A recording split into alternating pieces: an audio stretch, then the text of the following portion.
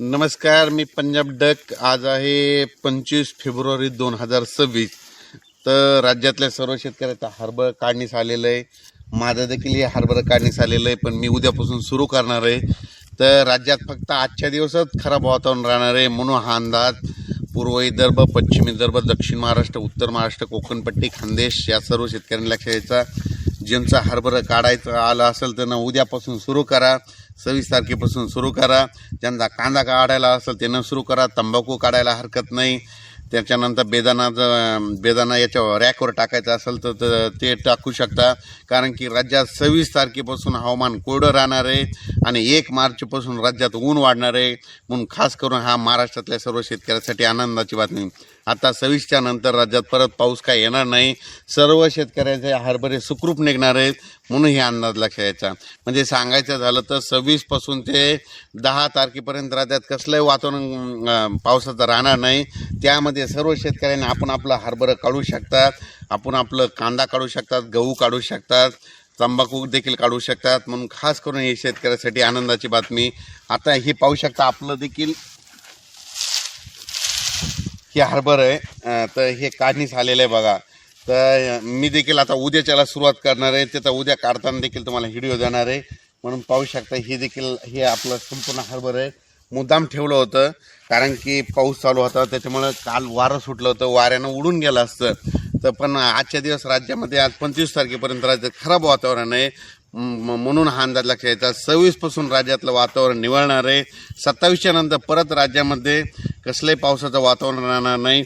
ऊन वाढत जाणार आहे, उन्हाचा पारा वाढणार आहे म्हणून हा अंदाज सर्व शेतकऱ्यांनी लक्षात घ्यायचा. तर पूर्व विदर्भातले जिल्हे वर्धा, नागपूर, भंडारा, गोंदिया, चंद्रपूर, यवतमाळ, वाशिम, हिंगोली, नांदेड, अकोला या पट्ट्यातला अकोला, बुलढाणा या सर्व शेतकऱ्याला सांगू इच्छितो की आज 25 तारखेपर्यंत तुमच्या इकडं वातावरण खराब राहणार आहे. 26 पासून तुमच्या इकडलं वातावरण कोरडं होणार आहे. 26 तारखेच्या नंतर तुम्ही हरभरा काढू शकता. त्याच्यानंतर मराठवाड्यामध्ये नांदेड जिल्हा झालं, लातूर जिल्हा झालं, परभणी जिल्हा झालं, हिंगोली जिल्हा झालं, बीड जिल्हा झालं, जालना जिल्हा झालं, संभाजीनगर, धाराशिव या सर्व शेतकऱ्यांनी तुम्ही काय करायचं की उद्यापासून हरभरे गहू काढणीसाठी पोषक वातावरण आहे. उद्यापासून हवामान कोरडं राहणार आहे म्हणून हा अंदाज त्या मराठवाड्यातल्या सर्व शेतकऱ्यांना लक्षात येतात.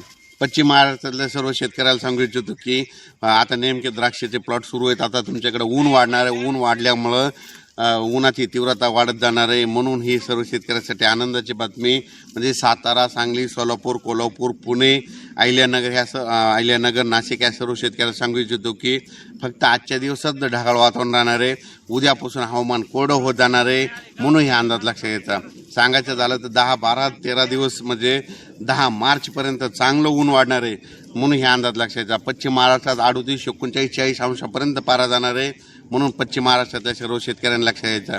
त्याच्यानंतर उत्तर महाराष्ट्राकडे नंदुरबार जिल्हा, धुळे जिल्हा, जळगाव जिल्हा, नाशिक जिल्हा, अहिल्यानगर ह्या पट्ट्यातल्या सर्व शेतकऱ्यांना सांगू इच्छितो की आजच्या दिवसात तुमच्या तिकडे देखील थोडं ढगाळ वातावरण राहणार आहे. 26 तारखेपासून हवामान कोरडं राहणार आहे हे अंदाज लक्षात घ्यायचा.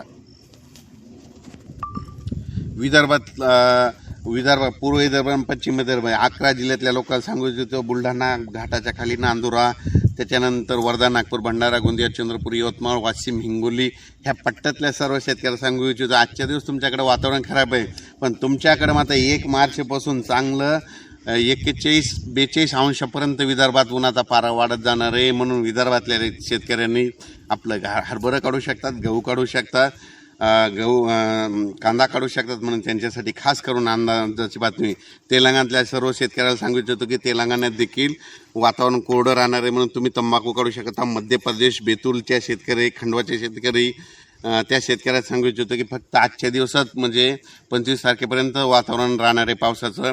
26च्या नंतर मध्य प्रदेशकडे देखील कोरडा हवामान होणार आहे म्हणून हा अंदाज लक्षात यायचा. म्हणजे सांगायचं झालं तर राज्यात उद्या 26च्या नंतर 27-28 पासून राज्यात परत कोरडा हवामान होणार आहे. पाऊस काय येणार नाही म्हणून काही चिंता करायची गरज नाही. धन्यवाद.